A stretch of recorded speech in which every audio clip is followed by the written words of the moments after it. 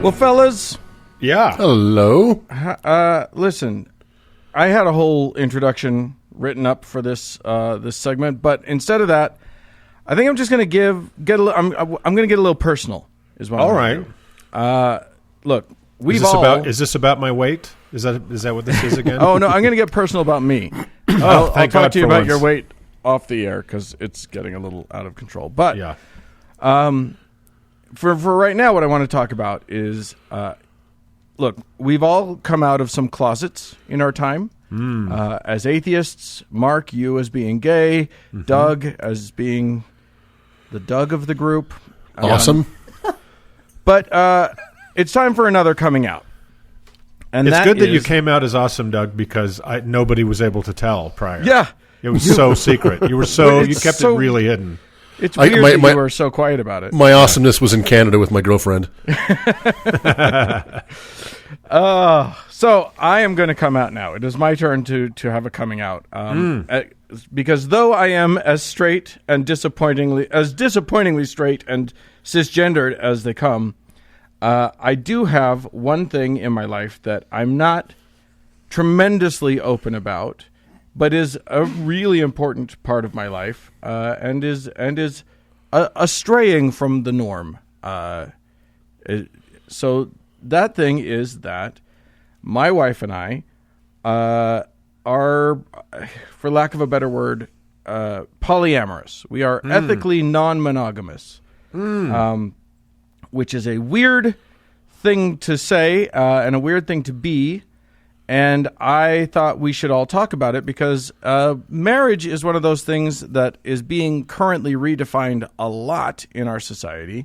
And especially when you sort of shake the shackles of religion, you one of the things that you can kind of one would naturally start changing their views on is sex and relationships. So I thought I would bring my friend Tanya Jarvik on to talk to us about non-monogamy, and she's a relationship consultant.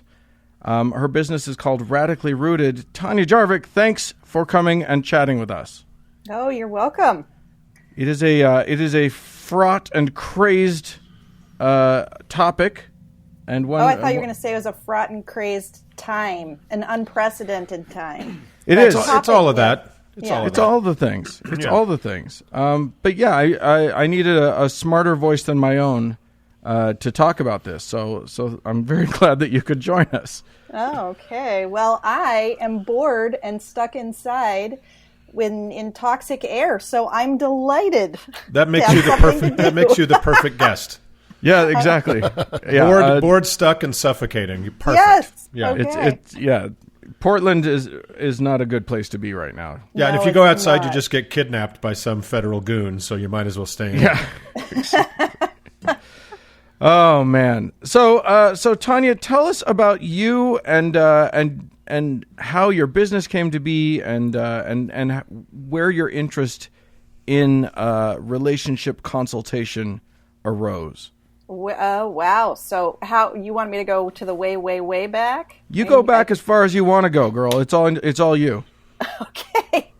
Well, so I guess I'll start as the teenager who was Mormon, but reading Robert Heinlein sci-fi, So anyway, I got married at 19 to a non-Mormon iconoclast, and having read Heinlein myself, and deciding to leave Brigham Young University after my freshman year because the religious stuff just wasn't working for me. That's weird.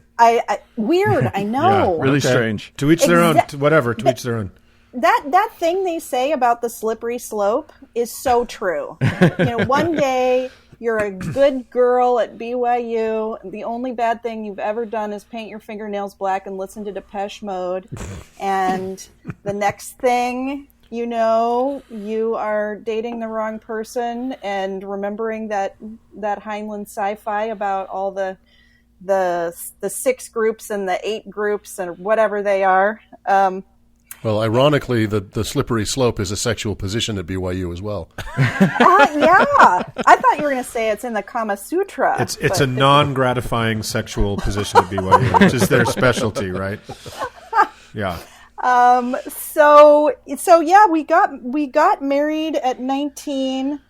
And he wasn't Mormon, and, we were living in sin for all of 2 months or something. My parents were really upset that I was sharing an apartment with my boyfriend. And so we got married kind of as a way of making it better for my folks. Right. Yeah. Well, you are not the first Mormon to have done that. No. Well, yeah, by that point I was already headed out the other side. Right. Into the crazy wild world of being ex-Mormon. But anyway, Of exposed shoulders and visible ankles. Yes, exposed shoulders. Whoredom.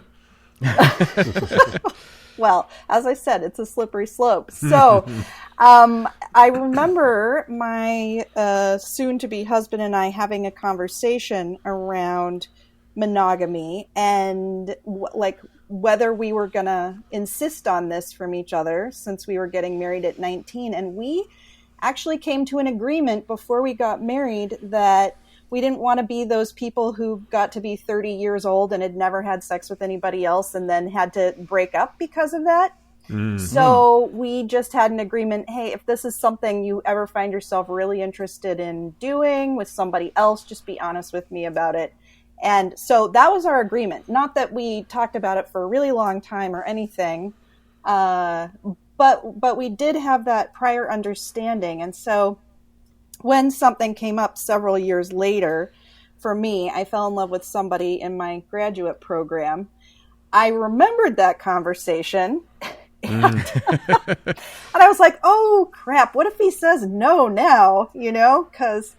But he didn't. We had a conversation about it, and his actual words were, if this is something that is going to make you happy, why would I be unhappy about it? So I was like, well, great. I have carte blanche. And it wasn't quite as easy as all that. There was some getting used to this new thing in our relationship, namely that I was having a sexual relationship with somebody else. And there was a lot of fraught conversations. But, my husband, Tyler, and I are still together. It's been, 27 years now. And I also have another life partner that I've been with for 8 years. Tyler's had other relationships. So, having spent a couple decades both being in this kind of alternative milieu myself and having all kinds of experiences myself and watching my husband and my partners have their relationships and navigate this ethically non-monogamous territory. Basically, I was poly before it was a thing, before the internet even. You're such started. A hipster. Yeah. And so I have more long-term experience with this than most people.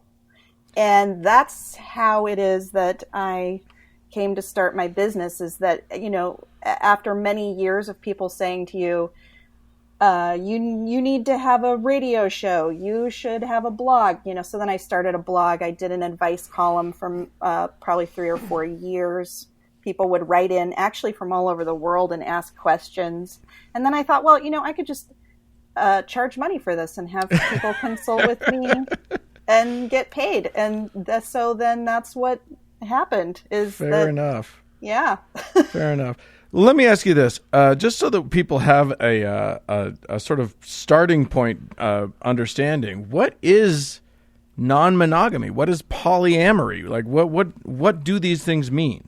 Well, I actually teach a class on this called Destigmatizing Alternative Relationships. So there's an umbrella term that's sometimes used that's called ethical non-monogamy to distinguish it from the usual form of non-monogamy.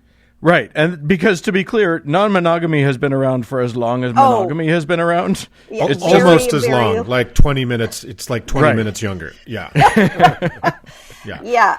So there's actually a lot of non-monogamy happening. It's very normalized in our culture. It's called cheating. And the idea is that you're not supposed to do it, but people do it.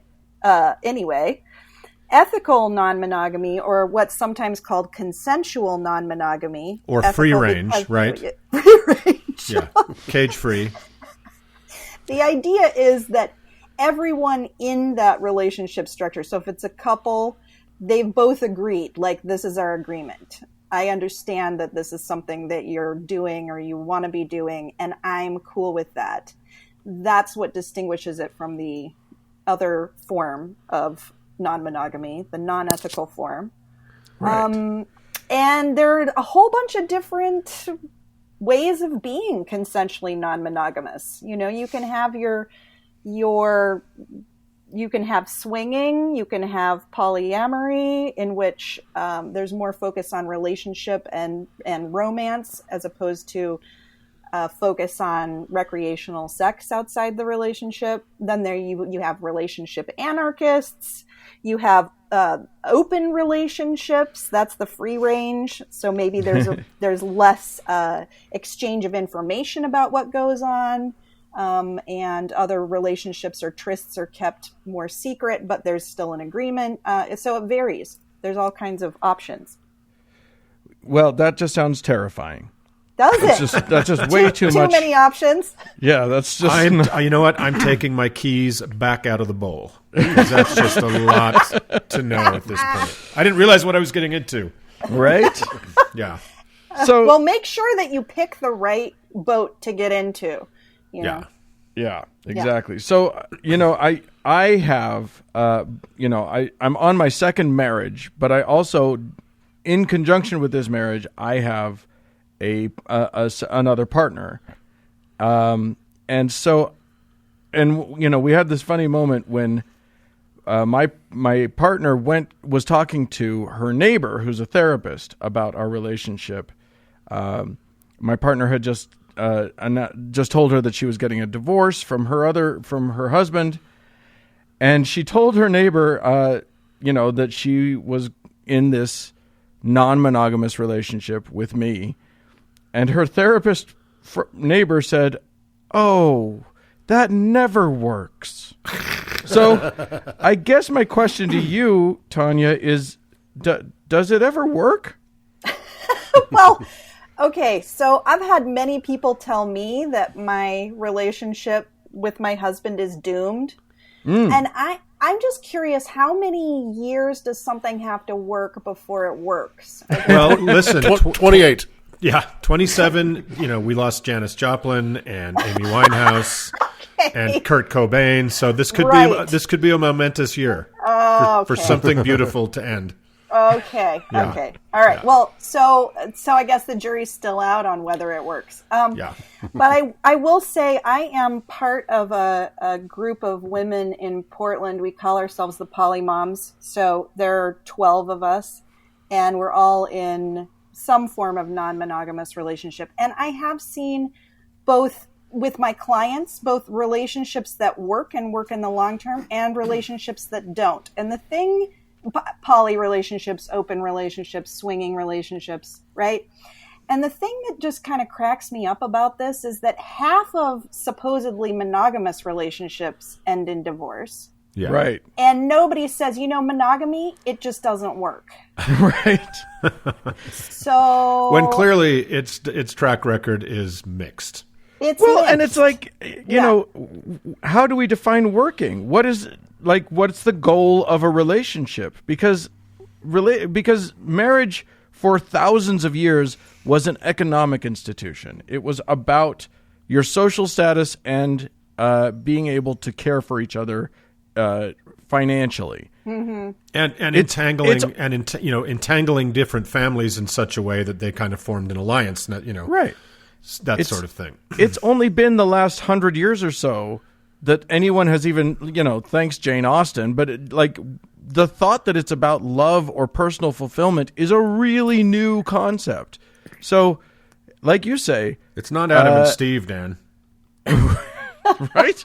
Yeah. Yeah. Now there's gay people doing marriages. It's just mass hysteria out there. So the concept of like what works and what doesn't, it astounds me that someone could think of a 5-year relationship and say, well, that didn't work, even if it was beautiful for all 5 years and then ended peacefully, or right. or a 10-year relationship that lasts forever and people are miserable and want to claw each other's eyes out every day of that 50 years. Why is that working better? Yeah. So I see we've just gone right to talking about my parents. Okay, great. Let's do it. Yeah. So the question is, I guess what that leads to is, why are people choosing this path? Why are people deciding to look at marriage in a different way than traditional? Wow. Well, I think there are a lot of answers to that question. I mean, you can look at it a lot of different ways. I think a lot of it has to do with, one, that the way marriage is set up actually doesn't work for a lot of people. Your average colonial marriage lasted 11 years because somebody died. And I think now the number of people who are going to be happy with only one person for 50 years, I think that works less well now that we don't have extended families nearby and the rest of our social structure is weird. Okay, to put it in a nutshell, I would say that most people do better with multiple important relationships in their lives, whether those relationships are sexual or not. Right. So I am a big advocate for multiple intimacies, and I'm not gonna proselytize polyamory or multiple sexual partners for people who aren't into that. But I would say almost everybody is going to do better with multiple intimacies in their lives. And so I think we are living in a culture that doesn't have a lot of intimacy, and a lot of people are lonely, and a lot of people don't have affectionate friends or people they feel comfortable sharing their thoughts and emotions with. So I think more open arrangements come out of that we're a lonely culture and people are looking for it's not working to put all of their emotional and sexual needs on one person over decades, basically. Yeah, I don't know. Are you familiar with Esther Perel, who's Esther Perel? Yeah, or however you pronounce her name. Yes, absolutely. I was watching a thing, and she was pointing out that we are now in a position where we're asking significantly more of our partner, of our marriage partner, and then we're asking for it for double the amount of time that people used to be married. Right. Because we live longer and all of these things. So it's insane that we would ask everything of one person. This is either an argument for more intimate sexual and emotional partners or shorter lifespans, and I can't decide which one I think is the greater good, right? Yeah, well, you choose. It's on you. That is a personal These choice. days I look at my fellow countrymen, I'm like, maybe shorter lifespans. Yeah, the coronavirus seems to be on board with that plan. Yeah. Yeah, it does seem like it's maybe trending Mother Nature's making the choice for us at this point. So there we are. I wonder, I have one friend who, when he found out that Andrea and I were non-monogamous, said that he thought the whole reason for marriage was that you wouldn't have to think about all of this anymore. So, which, I'm glad the world has romantics like that. Right? What a Casanova. Yeah, well, it's one of those things. There's a very valid question in that, which is, it's a really complicated lifestyle. So, Tanya, can you talk a little bit about sort of the pitfalls and the difficulties of non-monogamy? Well, I agree. It is a complicated lifestyle, and it's definitely not for everybody. However, I disagree that people who get married who think that they're never going to have to think about this again, they're living in a dream world. And what I find more often than not is that people think they don't have to think about it anymore. And then 10 years into their marriage, 20 years into their marriage, they haven't had sex in 2 years or whatever. Somebody is starting to think about it an awful lot. And then it turns into an issue, and people are unhappy. And I have had people write me, not you, Dan, but I'm going to say somebody, I've had other people from high school who I haven't talked to since then, who somehow, I don't know, see me on one of the things that I've done. Right. Is tell my stories publicly on some platforms, and somebody will get a hold of that, or we'll find out, or I came out on Facebook as poly several years ago. Anyway, people will write me and say, I'm miserable. How do I talk my spouse into opening up our marriage? So, so I think people do end up thinking about it.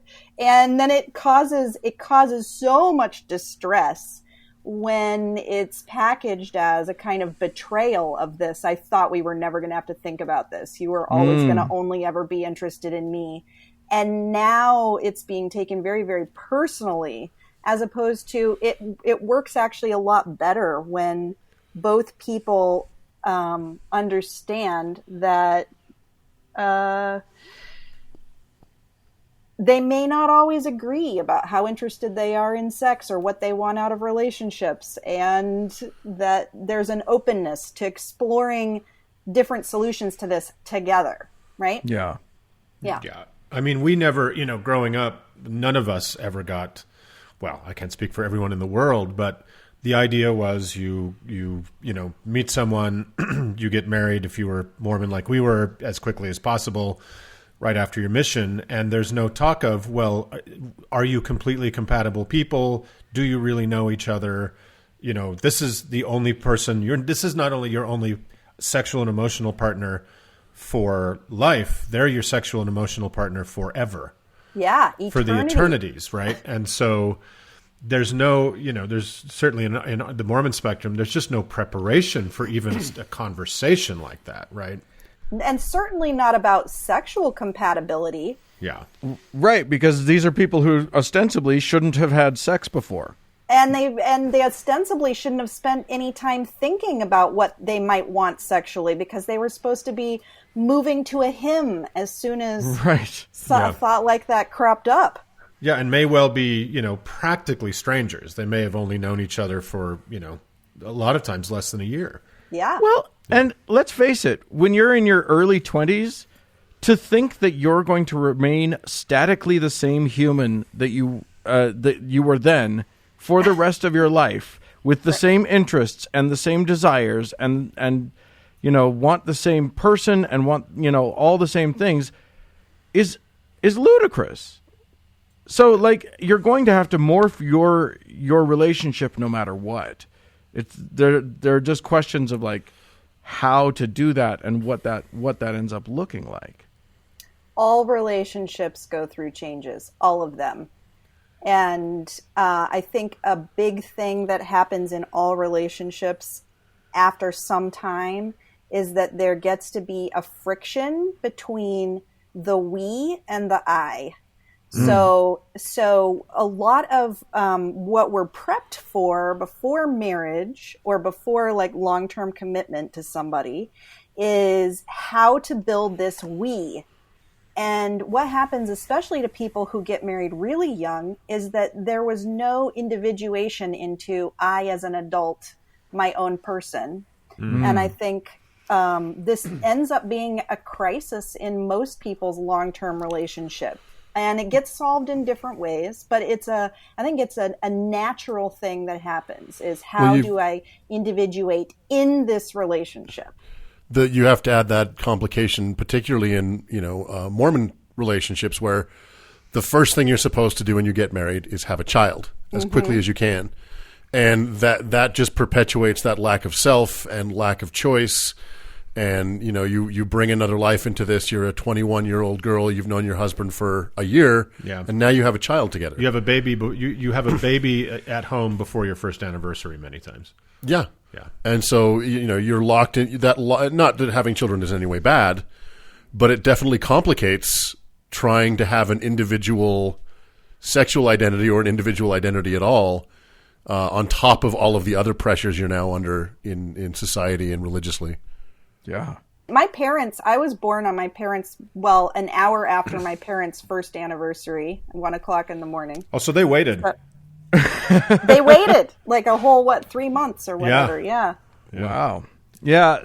So, I guess there's not a conclusion to this, because I think that this whole conversation of what marriage is in our current society needs to be an ongoing and continually updated conversation.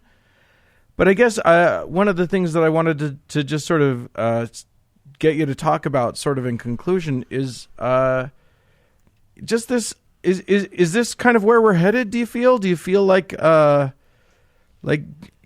heard you use the term freestyle marriage. It feels to me a little bit like everybody kind of is going to have to learn how to individually craft their own marriage. Is that something that you feel is a fair assessment? Yeah. It's interesting. Like, what is the future going to hold? I could see it going so many different ways at this point. I hesitate to make any predictions about large social movements because Sure. I've been so surprised. Look, right now, it's either going to be a pansexual free-for-all in 20 years or the Stepford Wives. Yeah, there's Stepford Wives or The Handmaid's Tale. Or The Handmaid's I don't Tale, know, yeah, exactly. like any number of dystopian alternatives to my happy pansexual freestyle marriage. Yeah, I think it's one or the other. There's utopia. not going to be any in between, I don't think.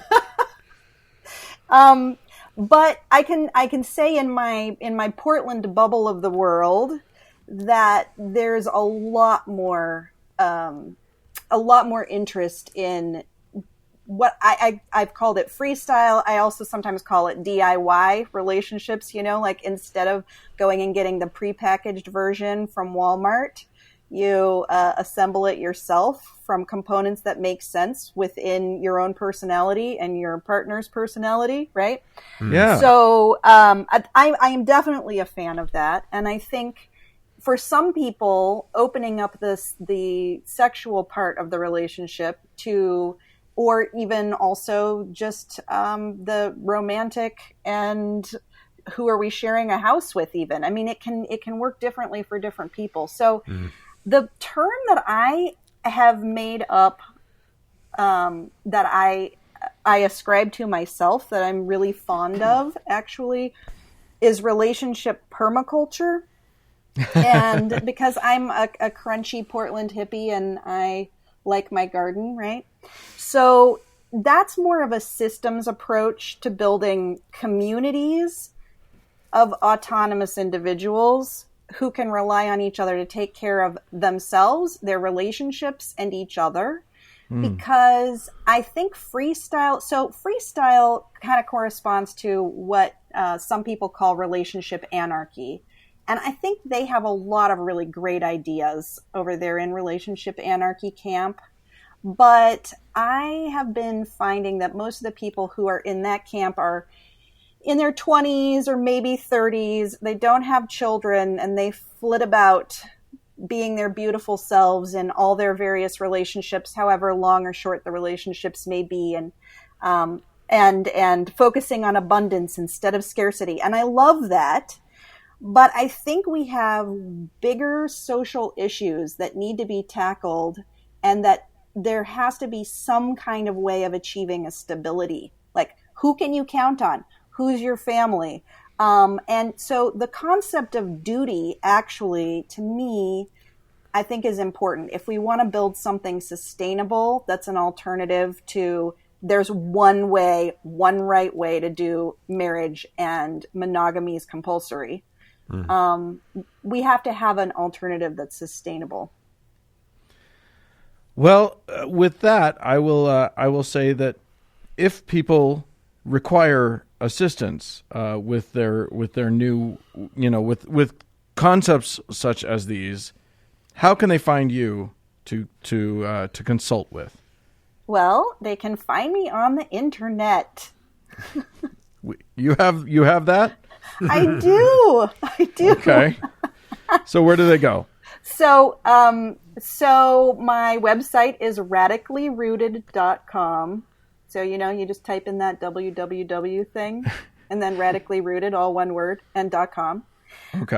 Rooted is ROOTED, right? Yeah, rooted, like as in plants. That's right. that permaculture reference thing that I love so much. There you go. Same thing, radically rooted love, all one word, at Gmail is my email. So that too. Okay. All right. Tanya Jarvik, thank you so much for chatting with us. I'm sure we've opened a lot more questions than we've given answers, but I think that it's a fascinating topic, and this has been a productive 4-way, I would have to say. And totally safe too. No STIs on this 4-way. No, Well, not yet. I'll keep you posted. And entirely consensual, except for Doug. So that's great. Yeah. I think we're doing real well. Thanks again, Tanya. All right. Well, it was a delight talking to you. Oh, thanks so much.